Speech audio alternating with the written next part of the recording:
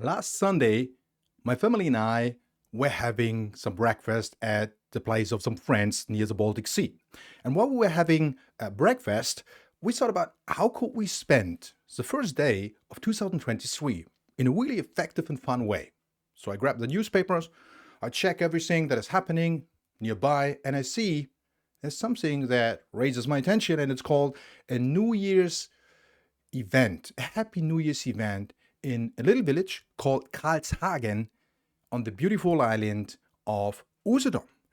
So I convinced my wife and my kids. We go there and we find all the typical stuff. Everything you can imagine from such an event. There is music, there is kids' entertainment, there's a legendary German bratwurst all over the place.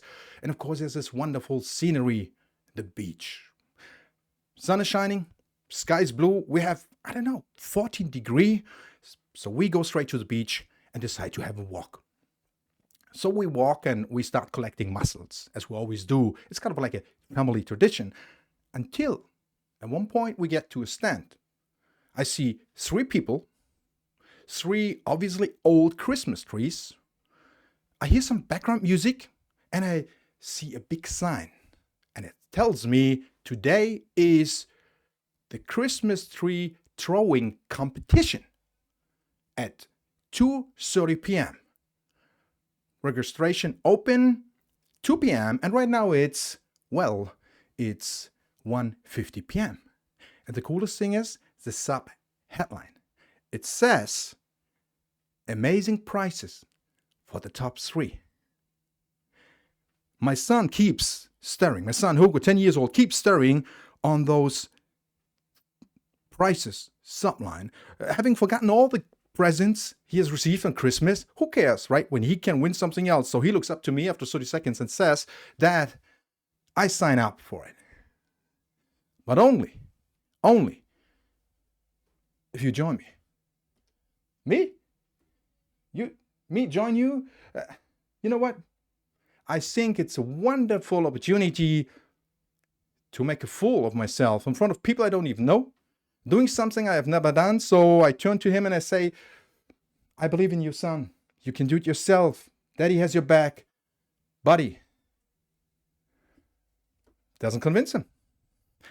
And then I get that look, that evil look from my wife, that "don't be a douchebag, Daddy" look, followed by "no worries, I will record that whole thing on my phone." So I look around, looking for reasons to still compete in that competition, and I start counting the people.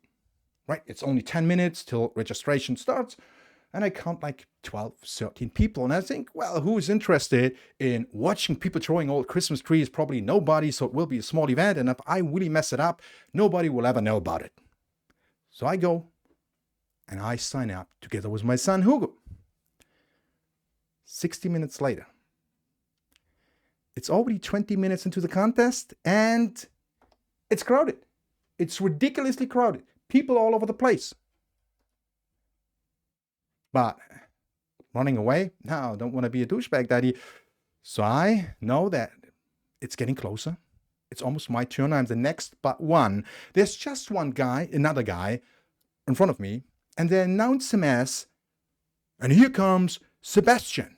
Sebastian holds the record from yesterday's training session. Is it training? Did they even have a training session? I had no clue about this. Tall guy, almost 2 meters, probably between 45 and 50.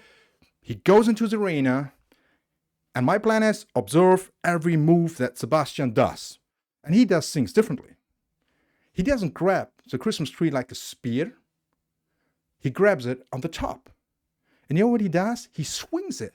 And I learned that it's allowed to do that. He swings it like a hammer. 1, 2, and 3. And he breaks his own record. 10 meters and 60. I would have applauded him if I wouldn't be the next in that competition, not having any idea what to do. You know that feeling when somebody right in front of you does something and he seems to be a professional and you have no clue about that thing and you're the next? I mean, what can go wrong? Essentially everything. But again, running away, not an option. So my plan is clear. Step into the arena. Step one, don't accidentally throw the Christmas tree to the right or the left into the crowd. Would be awful. And instead, copy paste Sebastian's strategy. So I grab the Christmas tree like he does. Silence, all eyes on me. My wife's camera on me. And I swing. 1, 2, 3. And the good news is, I don't hurt anyone. But the even better news is, that tree flies 11 meters. I don't know how I did it. I have no clue, but the crowd goes crazy and they say, I'm in the lead, my son is proud, I'm proud. And I always start imagining, hey, I might win something. Long story short, it turns out that I actually become so pleased because there are 2 other guys who are even better, but hey, who cares? I won something. And that brings me to the point, you might wonder, Tino, why are you telling me this story? Do you want to brag about being able to throw Christmas trees 11 meters? No, of course not. Although I gotta tell you, on the coolness level, from my son's perspective, I really jumped up. I'm telling it to you because it brought up another question. And that question is, what would happen? What would be possible? What could we win if we would take some of our beliefs, those limiting beliefs in 2023, and throw them as far as we can away, like I did with this Christmas tree. All those, I'm not good at something, like public speaking. I won't succeed in, for example, a new job. I'm not as good as him or as her. What could we win if we would throw those beliefs away? Well, I don't know the exact answer to that, but I know how we can find out. All we gotta do is stand up and sign up.